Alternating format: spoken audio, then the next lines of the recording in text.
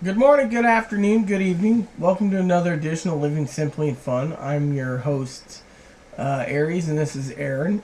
He's trying to catch them, and then he's trying to eat them. Bugs in my face. Oh wait, no, the packages and Reese and stuff. Better, I could have done a falling, what do you call it? Snowflakes, or I don't know. Why not a falling anvil? what about falling bubbles? With your faces in them. Wonderful. Anyways, I'm not usually a fan of putting some type of decoration falling. Christmas time. Come but on. It's Christmas and Rita wants it. So, there we go.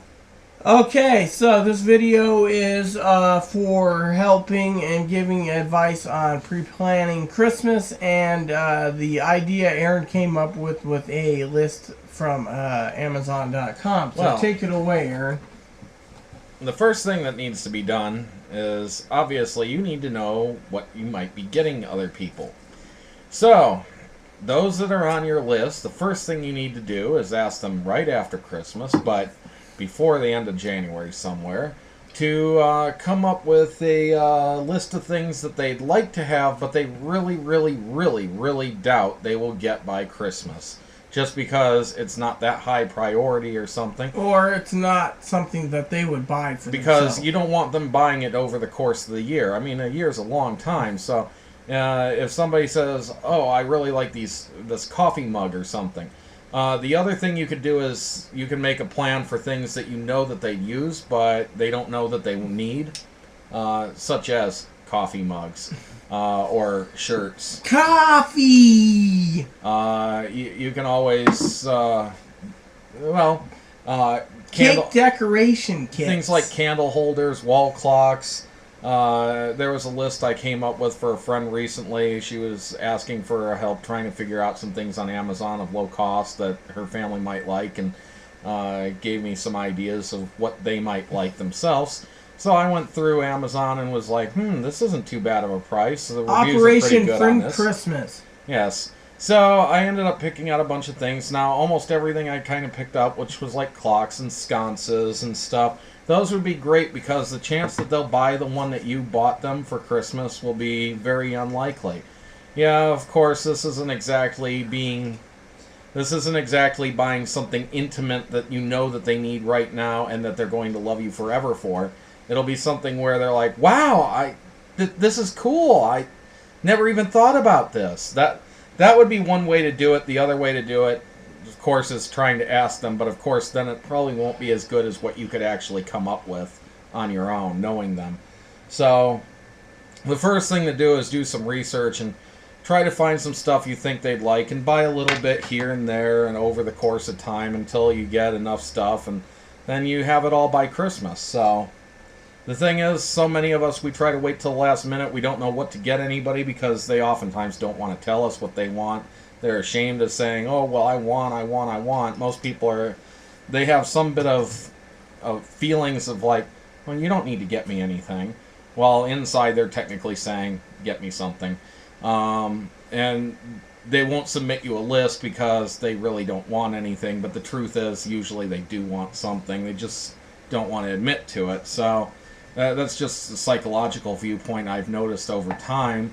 I know so many people who've told others, I don't really want anything. I'm not going to give a list because I'm not doing Christmas this year.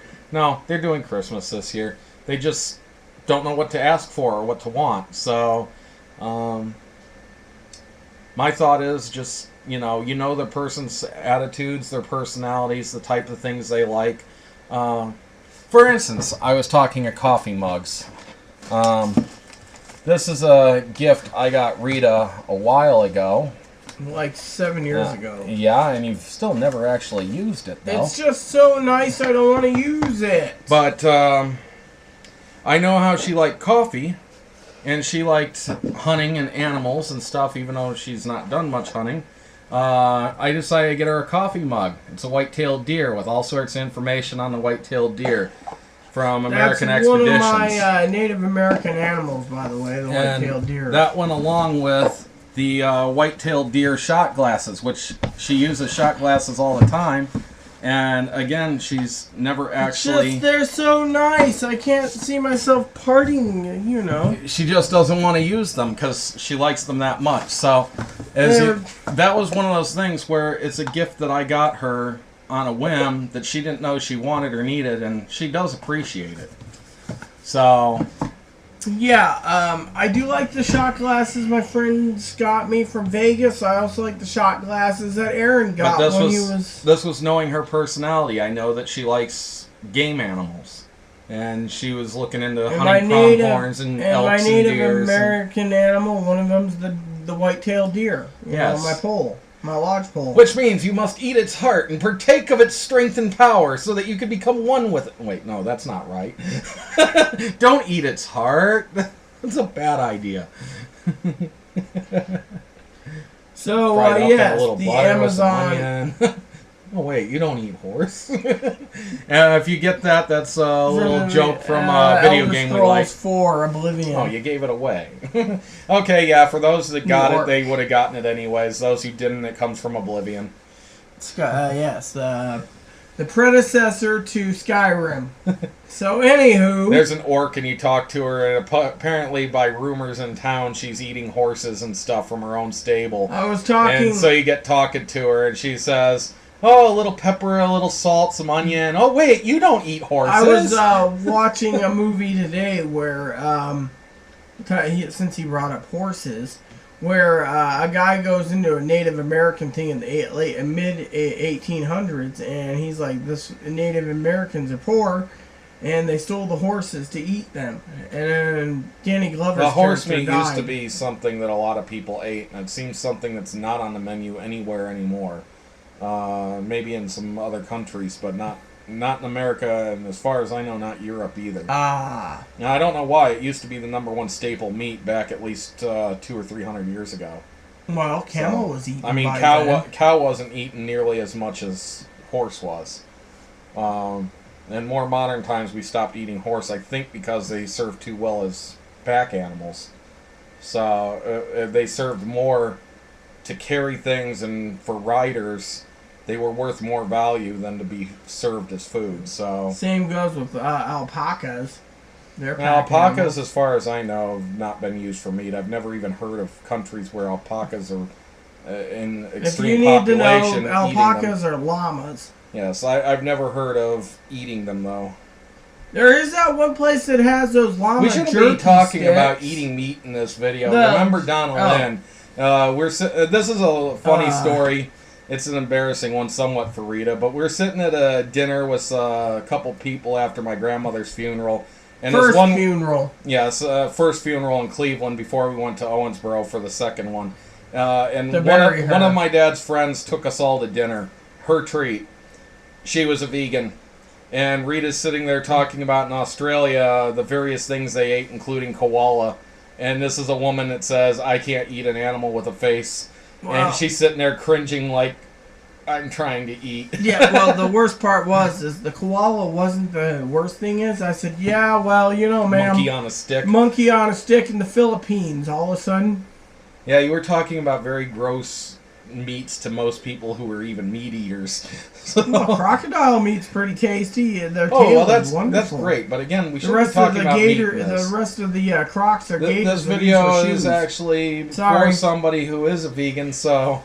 Yes, this video is mostly to say, you know, the Amazon wish list, put it together, and then people can go through it throughout the year and pick out the stuff. You can always do that for yourself, too. You can always look for stuff that you figure you want, but you're not going to buy. You can make up a wish list and say 2015 Christmas, and then you can send it to your friends and family and say, work amongst yourself, so I'm not buying anything off this list, but it's all stuff I would like for Christmas if any of you feel like getting it. There you go. So, because that's what I'm doing for Rita, but I'm doing that for Aaron. I'm waiting until after Christmas because I don't want to put it together not knowing what I'm getting for Christmas yet, because that would kind of be a bad idea. I also wanted to say I'm putting my list together because right now, with help, because... She's actually gotten on my case to go ahead and make it for Well, that's because you're wondering what you're getting from me. But anyways, he's got to scrub stuff off his list if I got him some stuff already, so that's why, and I agree.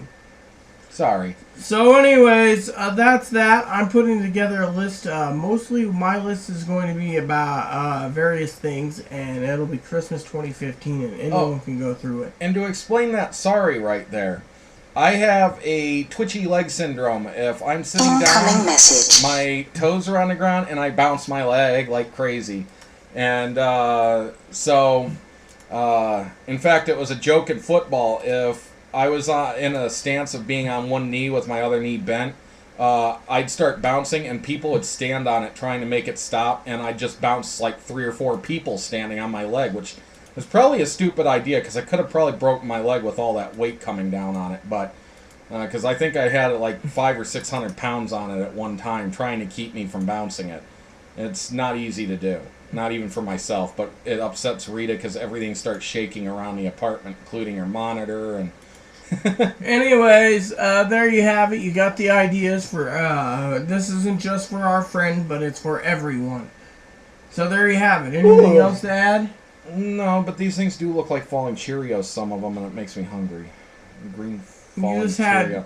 You do know that this is a cool idea, too, for Christmas, for anybody who doesn't know about it.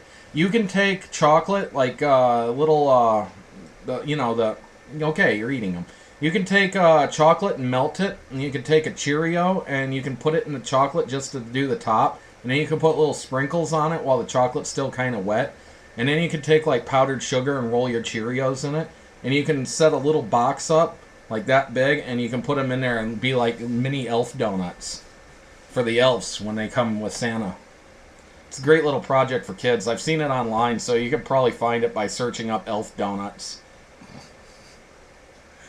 Alright, there you have it. So just follow those things for Christmas and for future Christmas purchases, not just 2015, but for all future Christmases. So please add and subscribe if you like.